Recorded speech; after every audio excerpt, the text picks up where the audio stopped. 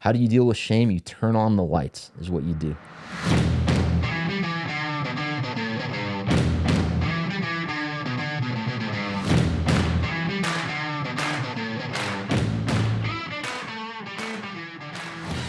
Hey, it's the Ruckus Podcast. I'm Justin Rucker. Welcome to the show where we talk about being a person of influence and how you can impact the culture and the world around you.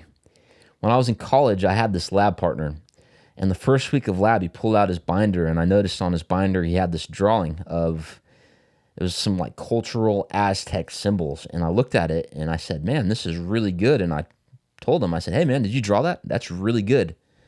And he said, I did. I don't like it, but I don't want to talk about it. I want to focus on the lab right now. I'm like, okay, cool.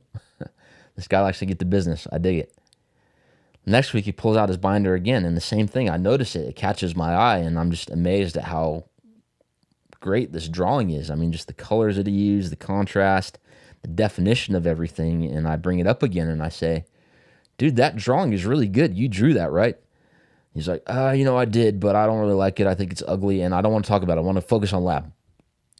And I was like, okay, I see how this quarter is going to go. And so next week he comes and he pulls out his binder again, but this time he has a different drawing on it. And it's just as good as the previous one in terms of the detail, right? The skill, the excellence involved in it. And I tell him, like, dude, you keep bringing your binder and you have this art, and it looks really good, man. You got to tell me about this. And he's like, I don't like this one either. Like, just stop talking about it. Let's work on lab. Very, very introverted, just had this wall up. Refused to talk about his art. So I'm like, fine, I dig it. Sometimes I don't know how to stop, though, unfortunately. And next week he showed up. He had a different drawing.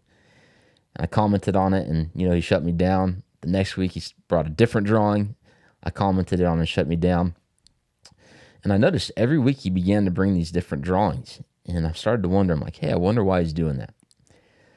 There was one week where we started lab, and we were just really busy that week. We were really far behind, and we were just cranking. So he pulled out his binder. I didn't even notice or check the art on his binder.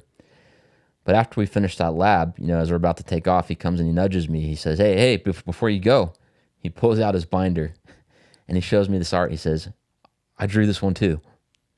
And I'm like, sweet, I'm finally starting to break through to this guy. And I said, dude, that is an awesome drawing. Like, you got to tell me about your art, man. Like, do you draw a lot? Do you, how long have you been drawing? What do you do with your art? And, he started to slowly open up and said, yeah, I do draw. I have some drawings. I actually have them with me. Would you like to see? Right, all of a sudden it went from him just completely shutting me out when I tried to, get into his world a little bit. And all of a sudden he comes with this big box of binders that he brought that day just to show me. And we start going through all these binders, and he's got hundreds of drawings in them, and they're all just really great, really detailed. Just from an artistic perspective, you could just tell the excellence and the talent that this guy has. And he puts them out on the desk, and all of a sudden other classmates start walking out, and they start picking up the binders and looking at it, and they start commenting on how awesome the art is.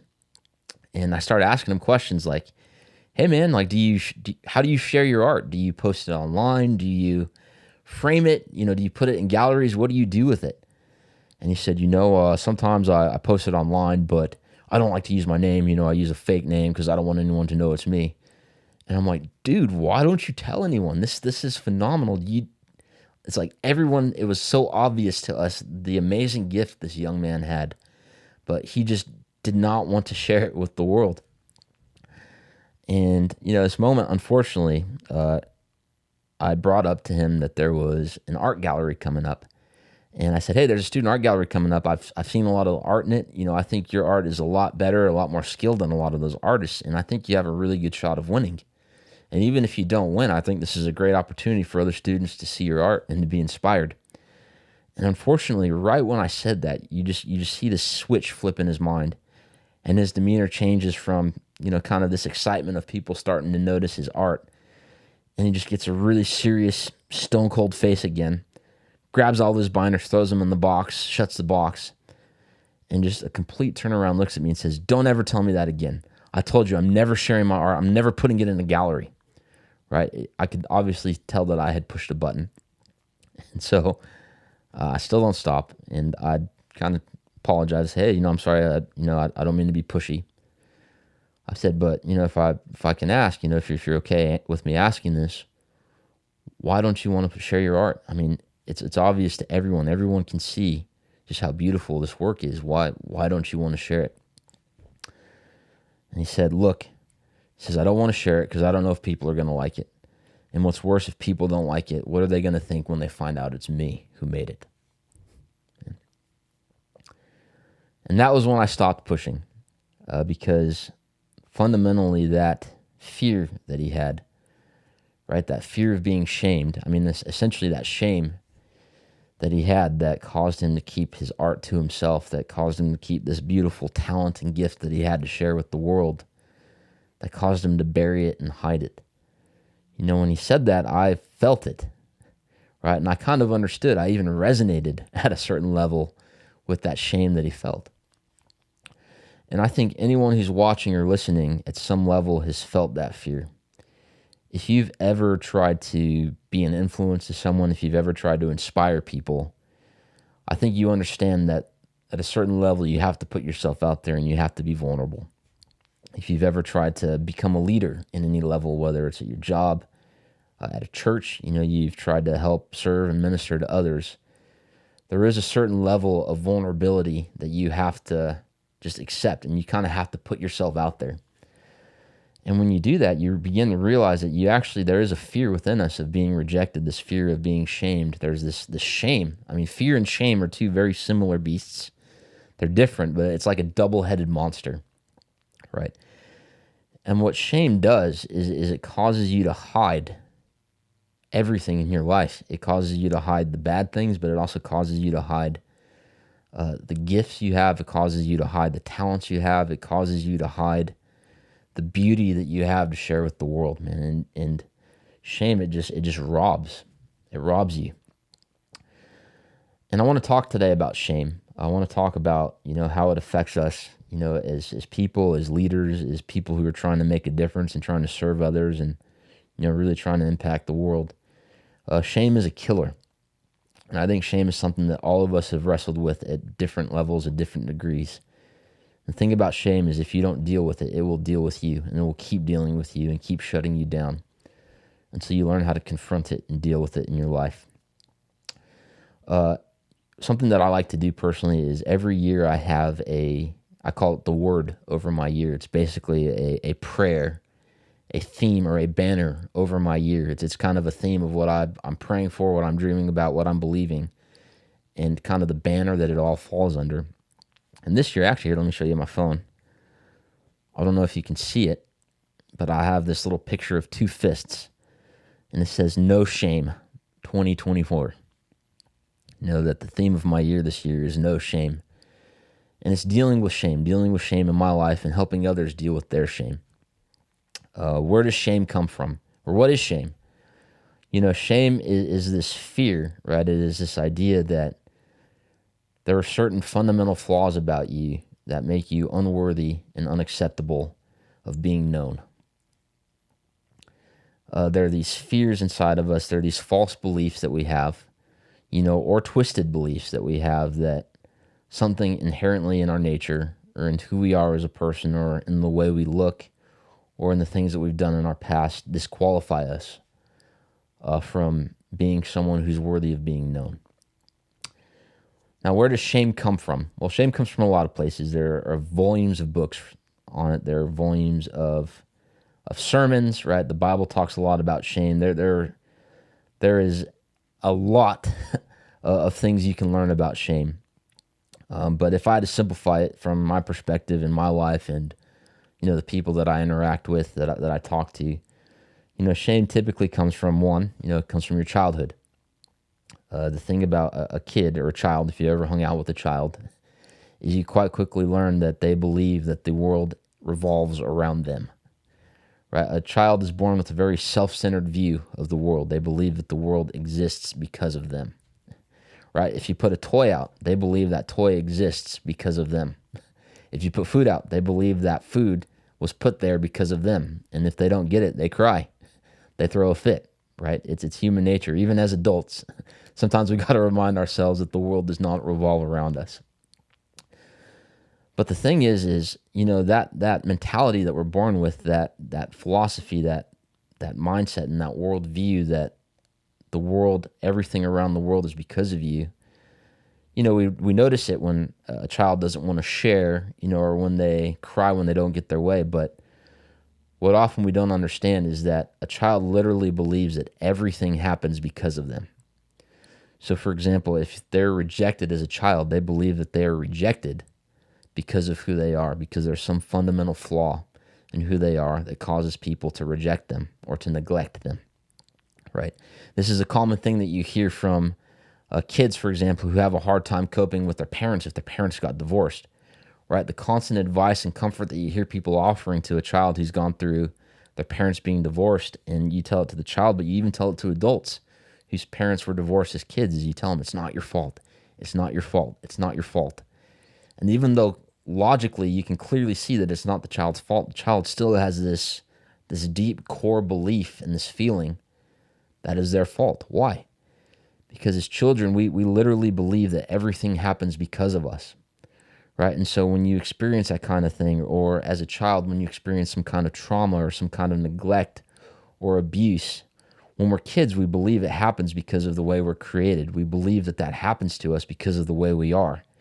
And it reinforces this fundamental belief that something is flawed with us and we must hide, or we must keep it hidden so that we're not punished for it.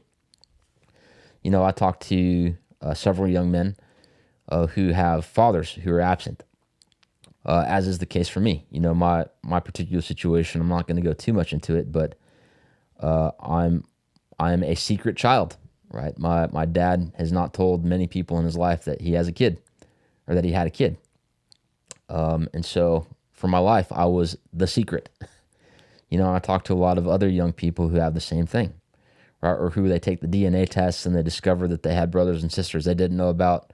And then they reach out to their brothers and sisters and they're like, hey, I didn't know you existed. And their brothers and sisters say, well, I didn't know you guys existed either. There's this weird, this hidden, this as a kid being hidden and being, a source of shame. Right? When you're a child and you're abandoned by a parent, or you're abandoned by friends, or you're bullied, all of these things, they build up this toxic shame in your life. And it's nothing that you've done. It's just, as a young person, that's the way that your mind develops. It's the way your spirit, your heart, your subconscious develops. And even as you get older and you begin to understand the way the world really works, a lot of those fundamental wounds and core beliefs, they're still deep in your heart and in your spirit and in your subconscious. Right? And they affect you. Man, people in their 40s, 50s, 60s, and 70s are still processing things that happened to them as a kid that negatively affect their lives and that cause all kinds of dysfunction and pain. So shame often comes from our childhood. Shame often also comes from vices and from sin, right? When we do the wrong thing, when we do things we know we're not supposed to do, right? You wait till no one is around so you can do something you're not supposed to do. Why? Because there's a level of shame involved with it. And when you start to get caught up in vices and in sin, and when you start to get caught up in addictions, or what that is that becomes a cycle of shame. It becomes this big tunnel, this machine that just keeps going of shame. So many young people are hooked on drugs, alcohol, pornography, right? All these things, young people, what they do is they feel shame, and to release that shame, they hide, right? When you feel ashamed, you go and you hide and you keep to yourself. And then when you're hidden and when you're by yourself, that's when you get into trouble, right? And you start jumping into your vices. And then all of a sudden your vices produce this shame in you that makes you want to go hide. And you start jumping into those addictions and you start jumping into it, and it becomes this cycle of trying to medicate yourself, but you're actually poisoning yourself, right? So, the classic story in the Bible, the very first historical document the very first historical record of fear or of shame is in the book of Genesis, Adam and Eve, right? Once they both sin, all of a sudden they start to be self-conscious. They start to hide who they are, right? They've been put in paradise, right? They've been put on earth. God said to them, be fruitful, multiply, fill the earth, subdue it. Basically, I've created this for you. Go have fun. Go subdue this thing. Go take care of this thing. Go reign. Right? And they have this amazing destiny over their lives, but once they invite sin into their life, and once they start, getting into things they're not supposed to, all of a sudden their focus starts to shift from their purpose to their nakedness, right? They become very self-conscious and they begin to hide who they are. And so your sin and your vices will open the door for shame to keep coming in your life and to take a grip and to take a root in your life. Where else does shame come from? Shame also comes from rejection, right? When you're rejected by a family member, right? Whether it's you're rejected by your parents, you're rejected by your siblings, cousins, aunts, uncles. When you're rejected, what that is that's someone literally communicating to you that there's something wrong with you that cannot be accepted, right? Maybe you feel rejected at your job. Maybe you lose your job, right? Maybe you lose a business deal, right? How does that make you feel? Not very good. When you get a new job, you go and you tell everybody, but when you get fired, you kind of keep that to yourself.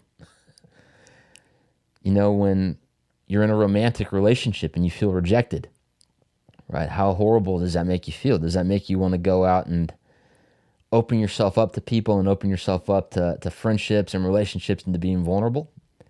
Or does it make you want to hide? See, we have all these different things in our life that bring shame. And the thing about shame is a robber. It is a thief, and it will absolutely steal from you. What does it do from you? It steals from your identity, right? It's a little liar that comes and lies to you about who you are. It lies to you about the way you were created. It robs from your relationships, right? When you live in shame, you have a really hard time building relationships. Number one, right, with yourself, right? It affects how you relate to yourself, what you believe about yourself. It absolutely destroys your relationship with God when you come before God with the spirit of shame and, feeling like you can't come before Him in prayer and you can't receive His grace and His mercy for your life. Because shame, what it'll do is it'll keep you from pursuing God. Shame affects your relationships with other people, right? Whether it's your family, your spouse, a friend. Shame robs you of having true, genuine, quality relationships in life. Shame, it robs you of your future. When you live in shame, you begin to question your purpose. You begin to question if you have really what it takes. You begin to question if you're worthy, right, to be a person who dreams of changing the world, or a person who dreams of changing their community. You begin to question, man, am I worthy to influence or inspire people? You find this a lot in the church when people who want to help people and minister and serve God. Well, I don't know if I could serve God because I have this in my life. You see, what sin does is it robs you of your future and it robs you of your destiny. Man, there's so much potential that people leave on the table in their life because they're afraid or they don't think they have what it takes, because this thing of shame just comes and lies to them, and it robs from them, and it robs of their future, and it robs of their potential. And even worse, shame, it robs from other people. See, you were created to impact other people, right? Whether it's just to impact the one person next to you, or whether it's to impact the multitudes, right? And to impact millions of lives, right? God has put gifts and talents and things in your life that are to be used to serve the world around you. And when you live in shame, you keep those things to yourself, right? Just like my friend who had this amazing art to share with the world, that not only just, spoke to people, but even young artists who were like him, who could see his art and could be inspired and create even more art, right? He could have inspired future generations of artists, right? But because of this fear and this shame, it never got to be shared with the world. And so, you can't let shame steal from you, and if you struggle with shame at any level, I want to encourage you today, and I want to tell you, deal with it and go to war, confront that thing in your life, turn on the lights. How do you deal with shame? You turn on the lights is what you do. See, shame, it brings darkness. It causes you to want to hide. I'll tell you what, this podcast, one of the reasons I've even started this is it was a challenge by some really good friends of mine, some friends that I've allowed into my life, who encourage me and who speak to me.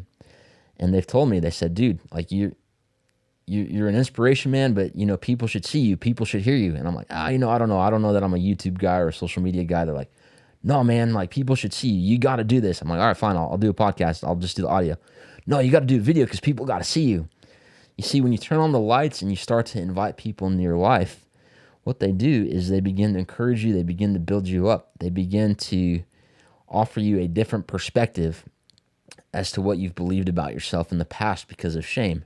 You see, the thing about shame is it causes you to isolate, And when you're the only one talking to you about your life and about your future and about who you are and about what you're worthy of, and you have a very negative perception or you have a false perception, that is a horrible conversation to have with yourself.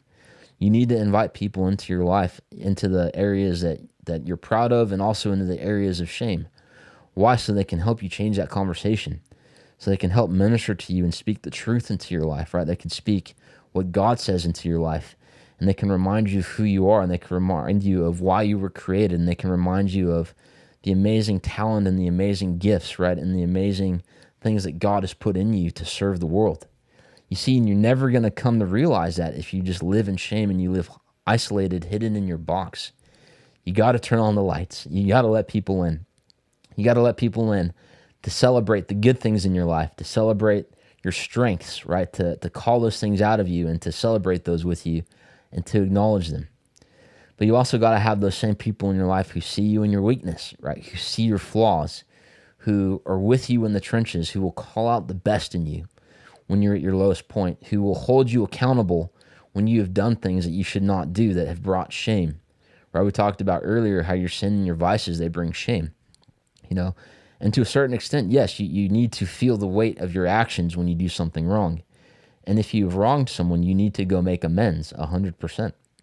And sometimes those amends are quick. Sometimes it's a very long process, right? Some of us, you need to learn how to forgive yourself and make amends with yourself for the things that you've done and that you're ashamed of. But what you need is you need people in your life who will hold you accountable to taking accountability and making those amends, but then calling out the future in you, right? Calling out that even though, you have these flaws and you have these things that you're not proud of, that those things can be a part of your story that is used to inspire others, right? Of how you've overcome, of how you've been able to overcome your character flaws, right? When we watch movies, we don't really care much for movies about, people who are perfect. If you watch a superhero movie about a superhero who's perfect and has no flaws, it's very boring. But the superhero movies we love are the ones with the flawed hero, right? The hero who has their vulnerabilities, who has their weaknesses, who has their humanity, right? And their flaws and their humanity. And somehow they manage to overcome their past. They manage to overcome their flaws. They manage to overcome the obstacles in their life, and they overcome. Not only that, but they go and they help others overcome as well. See, those are the stories that we love, and that's the story that I believe God has for you. But you got to learn to turn on the lights. You got to learn to let people in and call that out of you. In the deep areas of shame where you've been rejected and you've been hurt by people. The thing is that if you have wounds from people, if you've been wounded by people, the only thing that's really going to help you heal that is, number one, is time with God. But number two is other people, right? If people have wounded you, it's going to take other people to help you heal. So many of us, we go through life being like the lone wolf. Okay, well, I'm wounded in this way and I'm just not going to let anyone see it and I'm going to work through it myself. And those people never change the world. Why? Because you're not designed to do it alone. We weren't created to be alone. You're created to have people in your life who love and care about you. And you're created to be that person in someone else's life. That when you see others who are living in shame, who are bound by shame, that when you find your freedom, you can go help others find freedom as well. It says in the book of Matthew, it says, no one lights a lamp and puts it under a basket, but they put it on a lampstand so that it gives light to all who are in the house. Let your light shine before men in such a good way that they may see your good works and glorify your Father in heaven. And I just want to close with this. You were not created to be hidden. If you're listening to this and you have things in your life that you're not proud of, if you have weaknesses or flaws or things that have caused you to feel shame or to feel hidden or to feel like you should hide or to feel like you don't have what it takes to inspire people and to influence people and to minister to people, or you genuinely don't believe that God could do anything with you because of your flaws, I just want to tell you today that is a lie. Read the Bible. The Bible is full of very flawed people that God uses to do amazing things. And not only that, that you weren't created to be hidden under a bowl. God knows your flaws. We know your flaws. We're all human, right? We're all in this together. But together, right, we can help each other overcome. We can help each other turn on the lights. And then you can go and set others free. The world needs you. The world needs you. The world needs what you have. The world needs to hear your story. It needs to see your vulnerabilities and see your weaknesses and see how you overcome them day by day and how you show up and how you still continue to serve the people around you and be the light and the love of God to the world. So do not let shame keep you down. The world needs you. The world needs you to overcome. So let's deal with the shame. Let's confront it. Let's get that out of our lives. Connect with someone, call someone, text someone, get coffee with someone this week. Talk about it. Talk about shame. Talk about how they can help you overcome your shame. Talk about how you can help them overcome their shame. Right? And together, let's overcome this stuff together. Yeah? Well, make sure you subscribe on YouTube, on Apple Podcasts, on Spotify, Google Podcasts, wherever podcasts are, we're there. We've got a lot of exciting content coming up. And I hope this touched your life. If it did, maybe share it with a friend. And until next time, much love. We'll see you soon.